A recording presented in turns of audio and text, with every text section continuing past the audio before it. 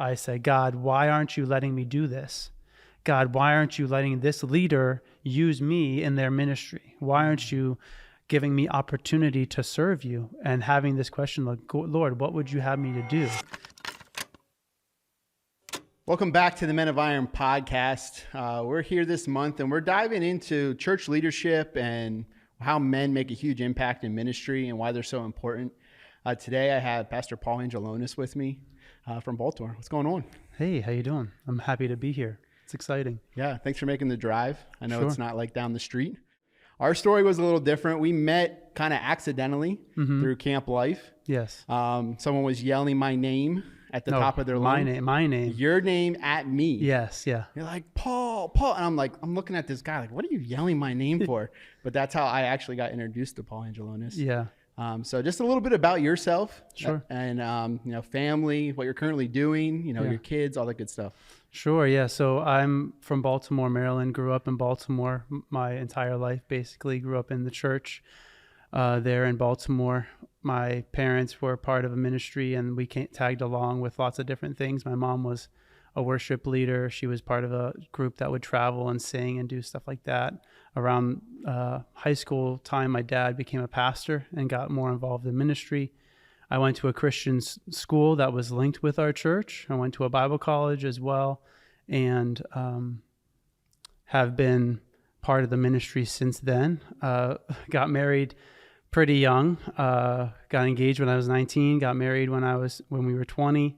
Had kids. We have 3 kids. My wife and I, Kimmy, have 3 kids, and over the last several years have been raising a family and then doing ministry along the same side, parallel with one another. And it's been exciting to see God do so many things come through. You go through situations and trials, and God comes through, and having ministry be a part of that life and the dynamics of a family. Over the last few years, I've been ministering at a church in Federal Hill in Baltimore.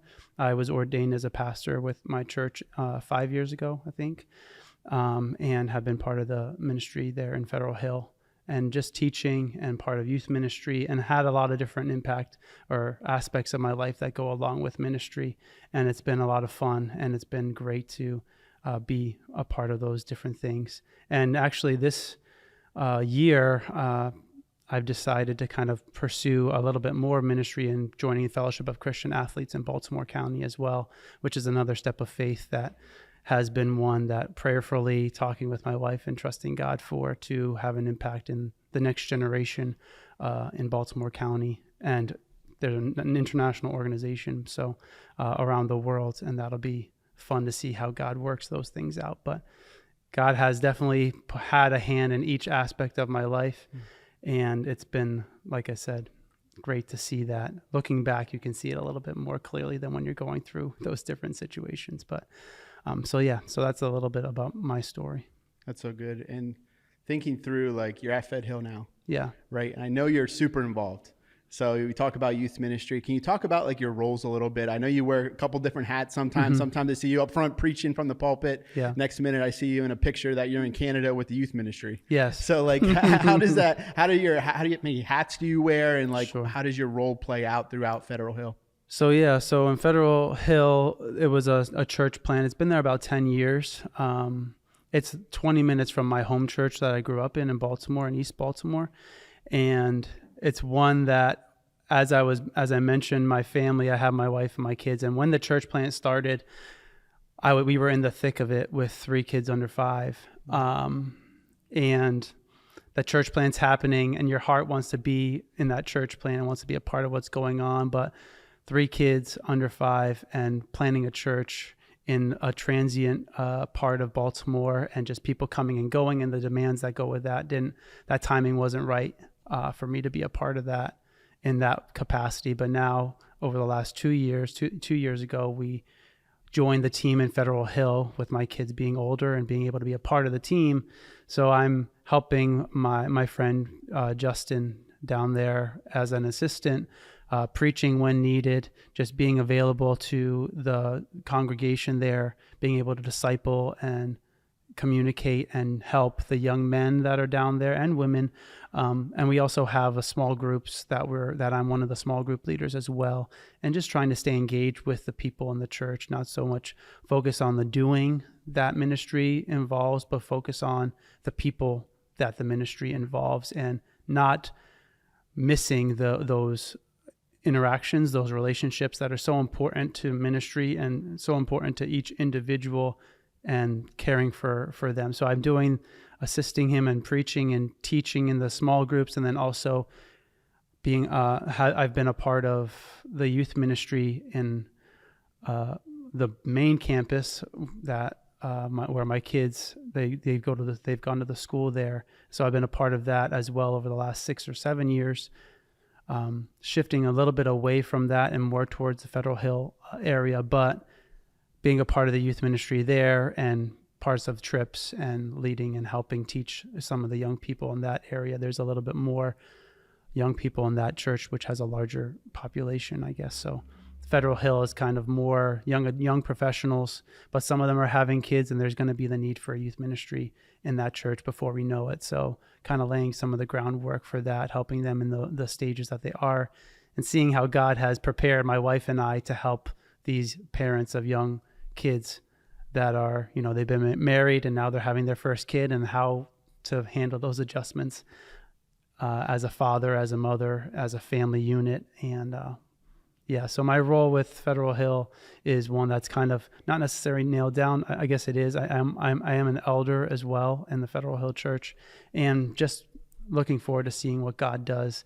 Like I said, it's a transient population, so we have people come for 2 or 3 years and then they move on to their next job. Usually it's young professionals just out of college, getting their first job at Hopkins or somewhere nearby, and they're there for a few years and then they move on. So we're always discipling, always training and developing relationships with people in hopes that they can carry with them whatever it is, as the church population kind of stays at the same level, because people come and then they go and then they come and they go. It's interesting to be a part of that.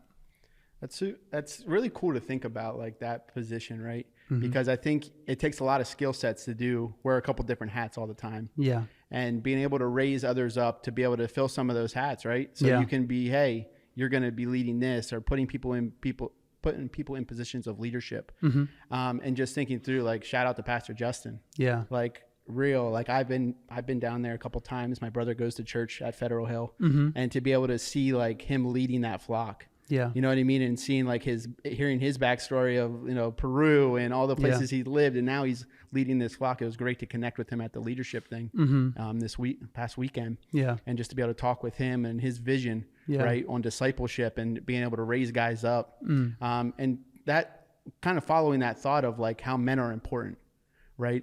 They can have these heavy roles of leading families, being spiritual leaders, being leaders in the church. Where do you see, like, for men and men's ministry, how it is important for them, and how, like, just men in general, like in the church, are super crucial? I think that men are, as you said, a very important part of the ministry. We see it throughout the Bible, men being called to lead and to trust God and take steps of faith, and to care for their families, to care for their spouses, and to care for their children, and to really do the things that nobody wants to do. Mm-hmm. And I think in ministry, especially in church, we can maybe miss that because of whatever culture we're a part of, or because we don't want to overstep, or because we don't want to make anybody feel some type of way in the ministry or in what we're doing. But men having the desire and the passion to do something, and to go and do something that's difficult, to do something that nobody wants to do. And we saw the Jesus in the Bible emulating like what a real man is and laying down his life. And I think that we can sometimes miss that as men in the church, or some men can miss that by looking at a pastor or looking at a leader, and they see somebody giving up a lot, and I don't want to give up that much as a man. I don't want to lay down my life. I don't want to do something that feels uncomfortable, or something that's going to put me in a vulnerable position, which in ministry and as men, we have to learn to be vulnerable. We have to learn that we can't do everything. We have to learn that strength is not the only thing, but our strength is made perfect in weakness. because when I am weak, then I am strong, as we read in Apostle Paul's letters. So I think men in general in ministry and in the world that we live in seem to be less and less important to the outside world, but within the church, we have to maintain that emphasis that men are important, that men are valuable, and they're needed in these different environments, not just because of their strength, not just because of the bravado or whatever other word you want to use for that, but because they have a care and they have been given this role and this calling by God to lead and to care for. And maybe we can confuse what that looks like. We can confuse what that means to be a leader, to be a man who is caring and responsible for his family. It's not just people, marching behind you, not just you telling people what to do. It's not just me overseeing whatever it is, or me having some sort of title that confirms that who I am, but actually having a servant's heart, having that desire to serve and to care for people, and to not do it because they owe me, but do it because I care for somebody else, which I think is such a vital part of why I got into ministry. And one of the reasons why it took me so long to get into ministry was because of that dynamic of serving and laying down my life because it's what God wants me to do, not because somebody else wants me to do it. Because that can be a form of discipleship or a form of passing of the torch, is identifying somebody and passing the torch on to them, or me wanting to be like somebody else that I see and that I follow, which I'm not saying those are bad things, but if that's the reason that you're doing it is because you want to just be like this person and God hasn't put it on your heart to do that, to serve and to be a leader, then you're going to get to the point where that person can't meet the expectations you have of them because they're not meant to. God is meant to meet those expectations in my heart. So when that person falls away, or that person does something that maybe isn't what I think is right, am I going to follow them or am I going to follow God? And if I haven't practiced going before God as a leader, as a man, then I'm going to maybe have some difficulty, because we stand or fall before God in those things. I could follow after them, but do I have a walk with God where I can trust him and follow his leading in all of these different things that we do? So men are an integral part of the church. And I think it's important for us to focus on them as leaders of a church, to look for men who need to be led, look for men who need discipleship, who need relationship, who need to know about these things that we're talking about today. You mentioned when you were talking about a little bit about culture. Yeah. And I think men come from different backgrounds and there's different culture that surrounds them. How would you say for a guy that out there that's listening, who can be struggling and could look at well, this is the culture I've been brought up and that's why I choose what I do, right? How do you break that culture in a positive way to be making right decisions? Because we've been hearing stories last month about restoration and how God has brought people out of situations, and thinking that through, and we look at culture and how it really plays a big impact on people's lives, and how it can actually really form them for the majority maybe, and they decide, well, this is my culture, this is what I do. How do you make decisions, or what does that look like when you're speaking to a man like that, to be able to help them break that mold or get out of that, with Christ, and how to make that big first step in their faith journey? Sure. Yeah. I mean, I've had this happen in my life. You're part of a strong culture, and in some aspect, the word culture can be difficult for people to understand, or difficult to recognize, because of the first four letters of the word, which is cult. And where does a cult and a culture, how do those interact with one another? Because you want to have a good culture, but you don't want to be part of a cult, or you don't want that negative connotation that comes with it. But I grew up in a ministry and having a strong culture, and we don't realize how much of the culture that we grow up in impacts the way that we view our lives, or the way that the decisions that we make, whether it's in ministry or in our marriage or as a father or whatever. There are things that have been ingrained in us as human beings as we've grown up, about what sports teams we're going to follow, what we eat for dinner, what we do on Saturday mornings, what we do in who's responsible for discipline in a family, who's the breadwinner who's going to be calling all the shots or doing all these different things in our lives. And we don't realize how much those things that we were raised in, the environments that we were raised in, can impact the way that we interact with other people and become that when you get married, that's when you really see those worlds collide and you realize, why is this so important to me? And you realize it's because it's been part of what you grew up in, part of what framed who you are in one sense, like the family dynamic and where you were, whether it's positive or negative, it frames a little bit who you are, a lot of it actually of who you are. And I think in a similar way with the culture and trying to understand the culture that I'm in and how it impacts my walk or how it impacts my leadership or my life as a man in ministry. I have had this happen just in the last year or so where I guess the first time this happened was when I was in high school. There was an issue happening in our church where a lot of the people that led and discipled and taught, they were saying things about each other that made you pick a side or made you like, okay, who am I supposed to listen to in this environment?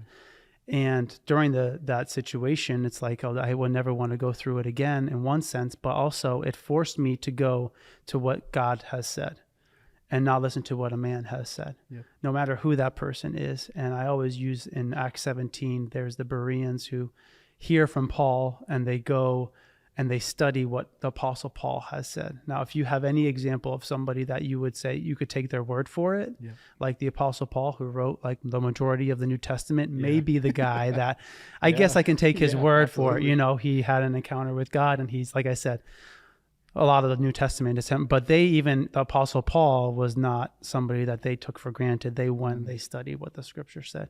And I think at that point in my life, that was me, God showing me like, okay, people are going to fail you. People that you follow, maybe there may be some confusion, there may be some difficulties, but come to me, come to my word, and your relationship with me and your view of the things that are being taught and what the Bible says is important so that you can make an appropriate decision in each situation. He prepared me for this time in my life where I've kind of had God in a box of what is possible for me to do in my life. And it's framed by that subconscious, innate sense of what I think is possible and what I grew up in and the areas where I saw success in other people or other ways. And it kind of limited and focused my attention into this small capacity for what God could do in my life.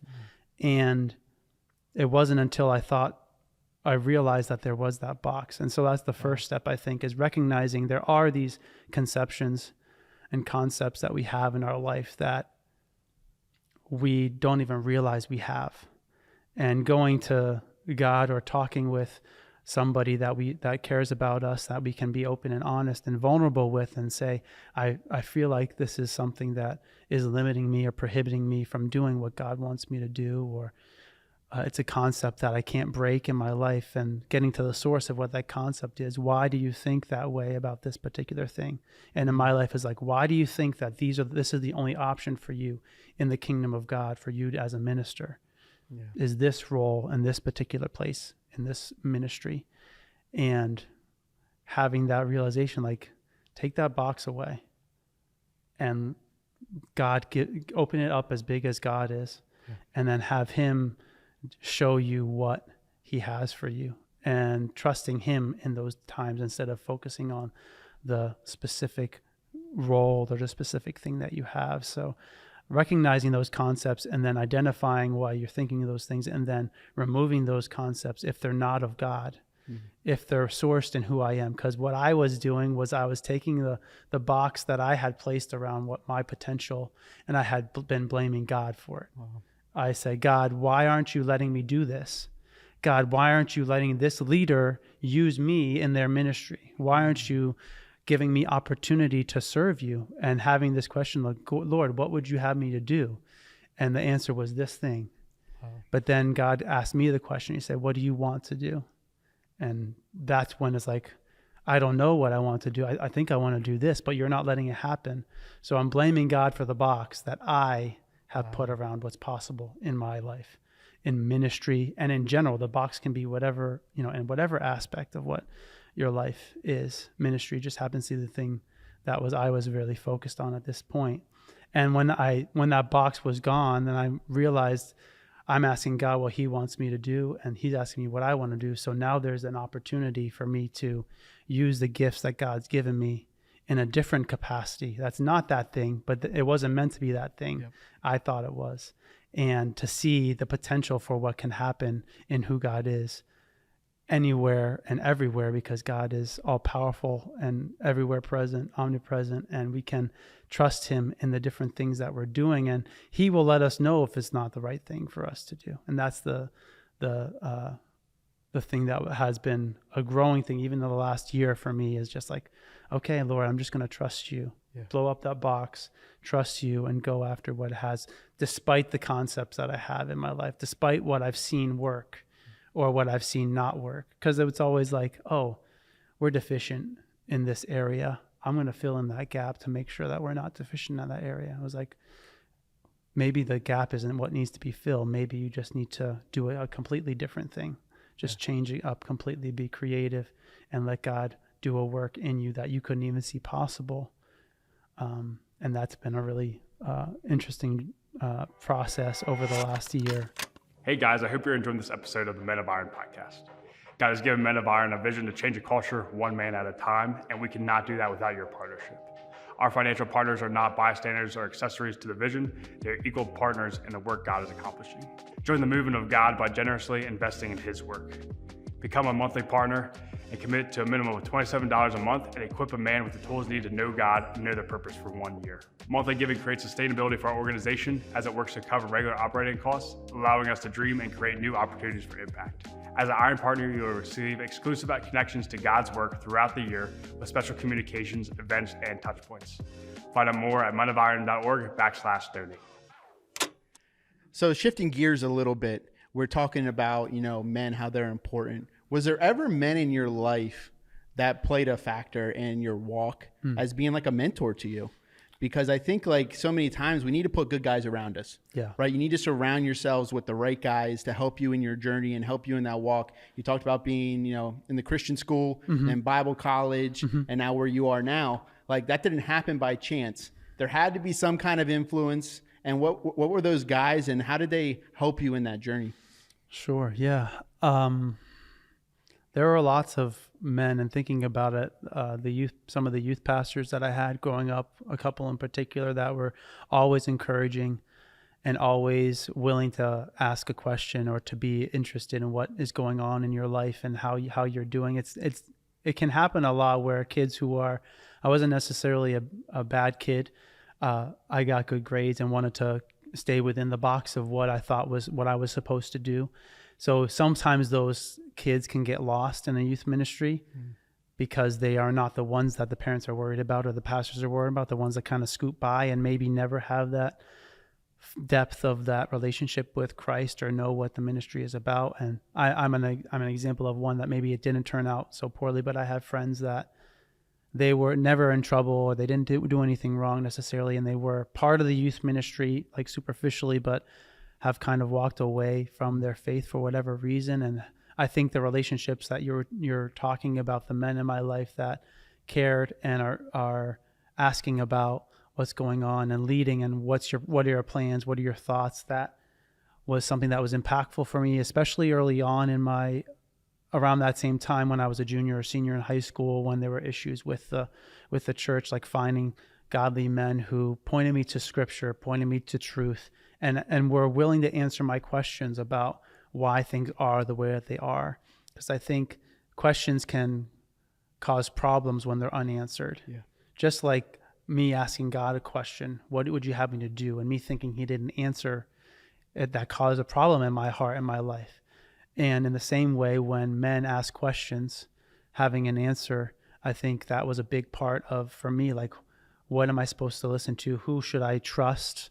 All those different things were questions that I had that maybe there wasn't a specific answer that they gave me saying, you should trust this person or that person, but it was pointing me towards what God said, having a walk of faith, because we're going to have questions that nobody can answer in our life. And I have to know where to go when I don't have a question. And that's kind of like full circle 16 years later. It's like, okay, well, how's this going to work? I don't know who to ask the question to. And I'm asking God and looking for his answer. And are those answers things that I'm looking for? So I think having men in their life that they can go to with their questions as they go through the different phases of their life is a huge thing. Not only for men to be looking to ask questions to people, but godly men who are leaders that are looking for guys who probably have questions and are unwilling to ask them. Because that happened, especially as a teenager in Bible college. You have like men in your life that are seeing you, that you're part of, you're associated with, that are in your life just because of the nature of it. They're leading the youth ministry, or you're in their Bible college class, or you're part of a ministry, and there's just that time that you spend, and maybe it's more organic of a relationship where you're asking those questions just because you're with one another more often. But there's that time after that, and we see it in Baltimore a little bit, and I think a lot of churches see like there's that lull after, mid-20s, or mid to late 20s, early 30s, where it's like men need it even more because you're going through some more difficult, yes, obviously high school and college, those are very pivotal points in your life, but you're getting your first job, you're thinking about who you want to marry, you're having your first kid. All these different phases are times when you need somebody that you can ask those questions to. And leaders being aware and looking for men that need those types of conversations. I think there was a pastor in well, he's technically not a pastor, but there's a leader in Baltimore who I was in that lull. And I talked about it in my testimony earlier about, got married young. We had 3 kids under 5. And it's kind of like we're just surviving in life, just in general. And I'm feeling like God is wanting me to be a part of ministry, feeling that call, but I don't know how. I don't know where I'm supposed to fit. I don't know what I'm supposed to do. As I just said, asking God, what do you want me to do? And there was a time where this man, he saw me and the potential that I had in God calling me, and he gave me an opportunity. And sometimes we think, as a young man, I could think there's no room for me. Mm-hmm. And as a leader, maybe a more mature leader, we could think those kids, those young men just want my job. Wow. And like there can be a barrier between the young and the old where they're both looking at the same situation and they have a different perspective, and there's no dialogue. Yep. I have this monologue of there's no room, there's no room, there's no room, or what else am I going to do? I can't, if this person comes and takes my job or takes my role in this ministry, then what am I going to do? And this man, he saw this opportunity for me to be a part of it. And it was like being a teacher's assistant in the Bible college in Baltimore. And initially I was like, I don't know. Like I said, I was in this lull of like living like my kids, like in the thick of it with raising a family and having a job and being responsible. And I think ministry is something I want to do, but there's nothing, I can't point to anything where that's where it's going to work. So he asked me to be a teacher's assistant. They were planning or just thinking of the transition. A lot of the faculty at the Bible college were getting older and had been teaching for a long time, and he was planning for a transition plan in a way for the faculty that no longer want to teach or are no longer able to teach, to have somebody that has some experience. So he invited me to do that. And the first situation that I had was I wasn't teaching at all. I was kind of just an administrator in the class. I was like, okay, this is not what I thought it was going to be. I thought I was going to be able to teach. I thought I was going to be engaged with the students, had this picture in my mind, and didn't work out. So then I took the next semester off, but came back and was a teacher's assistant the next year, and communicating with the students, given like 10 or 15 minutes at the beginning or middle of class to teach. And honestly, if he hadn't given me that opportunity, I don't know if I would be a pastor. Wow. Because I had this framework of there's no room for me. And having him give me that opportunity, it like really opened my eyes to like, this is the opportunity that I can have to do something for God's glory, something that wasn't in my box. Yep. And still having that box for years and years, like God is helping me to see, like, you've made choices outside the box before, Paul. This is one of, like, somebody gave you this opportunity and you didn't know how it was going to work and you did it. And now it's been an encouragement for me in my life. So young men looking for more mature leaders or more godly leaders and men in their life to follow is important, but godly men looking for young men who need it is just as important. Because like I said, there's this disconnect between those two things where I am looking for opportunity and they don't want to give it. And then they just want to take what's mine in a way, which can be difficult on both sides. But if we take that wall down, that invisible wall that exists between these, how much more freeing can that be for both of them to go alongside one another, not fight one another, and for God's glory, both of them can grow and just thrive in that, and have the ministry thrive, and have God be glorified through both of them, and who knows who else could be a part of that. So I think it, like, having the awareness of who can disciple me and who can I disciple. Because there has to be that reciprocation of discipleship where it's just, we're always looking for someone to disciple us and someone to disciple. And that's how what Christ emulated when he was here. He was looking for people to disciple, and they're looking to disciple, and they're looking to be discipled by him. So I think that's a huge part of men's ministry, is perspective and looking and awareness of who can I disciple, and who can disciple me. And I don't think it ever ends. Like, you never are like, oh, well, I've reached the status, I'm discipled.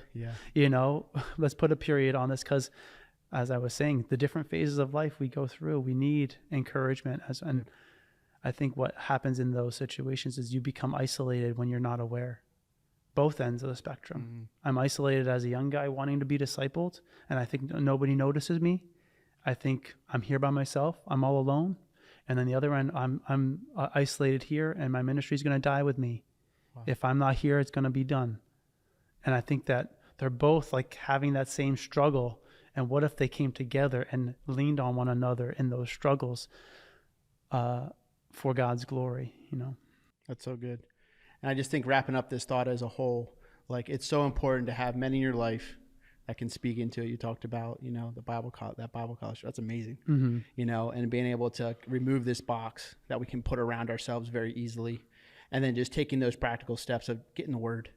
Like, faith is our number one of our core 5 here. And like, you need to be in the word. You need to have that faith walk. And it takes different pieces. It takes people to be a part of that. You need to have the right people around you and having the right friends, right? And being in the right church. Like, that's a hot take. That's maybe another time, but like, make sure you're called to that church. Right. And I think that's something that's reality. But I just want to first off, and just really wrapping it up, like, thank you. Sure. Thanks for being here and being a part of the Men of Iron podcast. As we're diving in this month, really on church leadership, men, how they're important in ministry, and how that really crafts the future sometimes for guys, as taking that first step of being a part of something at their church, and your perspective from a leader side. So thank you again, and thanks for being a part of the Men of Iron podcast. Of course. Thanks for having me. This month, we're just going to be jumping into this stuff on men, churches, and why leadership is so important, and just taking these different angles on why we need men to be mentored and why men are so important to the church. Thanks for listening to the Men of Iron podcast. Be sure to like, subscribe, and share. At Men of Iron, we exist to change a culture one man at a time, and we'd love to have you partner with us. So go to menofiron.org to see how you can get involved, or donate at menofiron.org/donate.